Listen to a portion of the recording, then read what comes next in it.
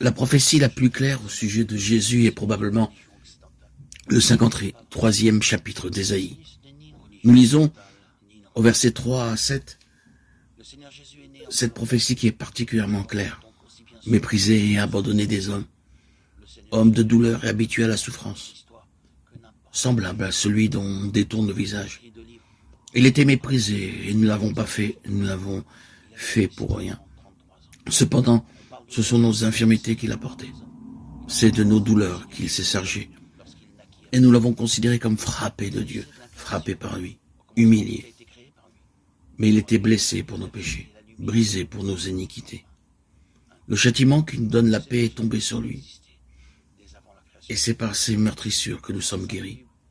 Nous étions tous errants comme des brebis, chacun suivait sa propre voie. Et l'Éternel fait retomber sur lui l'iniquité de nous tous. Il a été maltraité et humilié, mais il n'a pas ouvert la bouche. Il a été mené comme un agneau à la boucherie, comme une brebis muette devant ceux qui l'attendent. Ainsi, il n'a pas ouvert la bouche. Il naquit dans la virginité.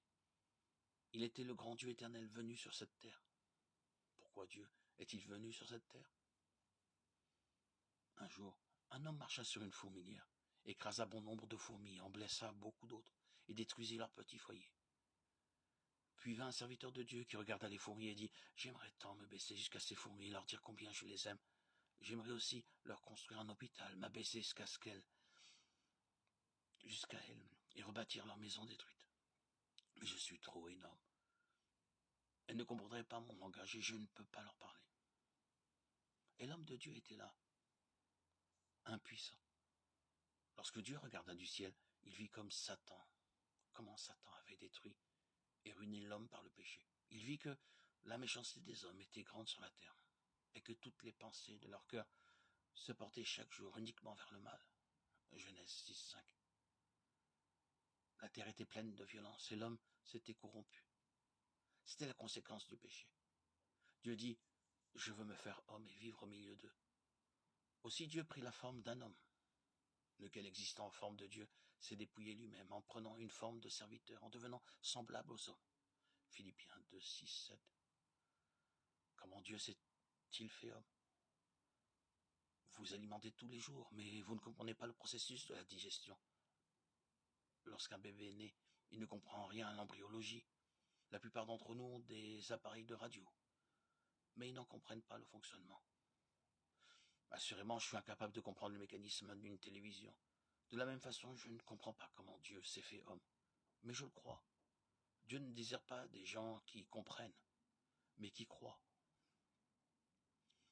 Considérons maintenant sa vie et son enseignement. Personne ne peut saisir son amour et sa compassion. Il n'a jamais fait de miracle pour son bien, mais toujours en faveur des autres. Sur la croix, il a prié pour ceux qui ont craché sur lui, qui l'ont tiré par les cheveux, qui ont mis une couronne d'épines sur son front, en l'enfonçant dans sa tête avec des bâtons, qui ont meurtri, lacéré sa chair et percé ses mains et ses pieds, de gros clous cruels sur la croix. Oui, il a prié en faveur de ces hommes méchants. Et il a dit, Père, pardonne-leur car ils ne savent pas ce qu'ils font. Luc 23:34. Ce fut la mort la plus extraordinaire que l'on ait jamais vue. Il n'est pas mort par accident. Il n'aurait pas pu le tuer s'ils en avaient décidé autrement. C'est intentionnellement et avec un profond désir qu'il est mort. Il est descendu du ciel dans un but précis, mourir sur la croix pour votre péché et pour le mien. Le Père m'aime parce que je donne ma vie afin de la reprendre. Personne ne me l'ôte, mais je la donne de moi-même. J'ai le pouvoir de la donner et j'ai le pouvoir de la reprendre. Tel est l'ordre que j'ai reçu de mon Père. Jean 10, 17-18. Dieu vous a donné un corps doté de 2 yeux, d'un nez et d'une bouche. Et plus encore, Dieu vous a donné une âme qui pense, décide, aime et est. Cette âme est votre véritable personnalité. En quittant ce corps, elle continuera de vivre pour toujours. Vous dites peut-être, je ne veux pas vivre éternellement. Mais vous n'avez pas le choix. Bon gré mal gré, votre corps mourra, mais pas votre âme. La Bible nous enseigne que l'âme a des désirs. Ce sont ces désirs qui incitent les gens à mentir, à voler, à tricher, à haïr, à avoir des préférences, à lutter, à tuer et à être déloyaux. Lorsque se trouve réuni un groupe d'individus dont les vies sont pleines de ces péchés, alors une guerre éclate. Les nations et les royaumes se dressent les uns contre les autres. Dans l'histoire, toutes les guerres ont été la conséquence de ce principe souverain du péché. C'est le problème du monde d'aujourd'hui. Le Seigneur Jésus est venu dans ce monde pour régler ce problème. Il est venu pour faire quelque chose au sujet de ce désir appelé péché. Lorsqu'il est mort sur la croix, Dieu a pris et a mis sur lui vos péchés et les miens. C'est pourquoi le Seigneur Jésus-Christ a dit « Recevez-moi, ayez foi en moi, croyez en moi. Je veux pardonner tous les péchés que vous avez commis. Je veux vous transformer et faire de vous une nouvelle personne. Vous êtes un pécheur, vous avez enfreint les lois de Dieu.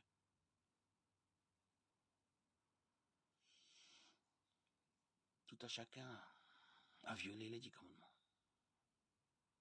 Tous sont péchés. N'atteignons pas le niveau de vie du sermon sur la montagne. Nous sommes des pécheurs aux yeux de Dieu. Christ est mort sur la croix pour vos péchés. Dieu a fait un don particulier au genre humain, la liberté de choisir. Vous pouvez choisir de servir Dieu, ou vous pouvez refuser. Tout homme dispose de cette liberté.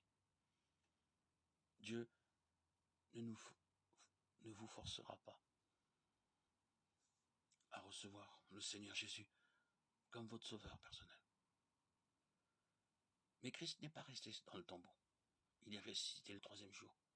Le tombeau fut alors vide. L'ange dit, il n'est pas ici, il est ressuscité.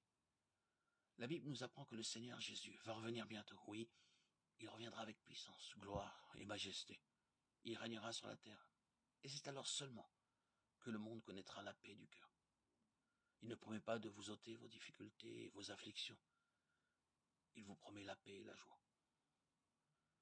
Vous aurez des tribulations dans le monde. Mais prenez courage, j'ai vaincu le monde.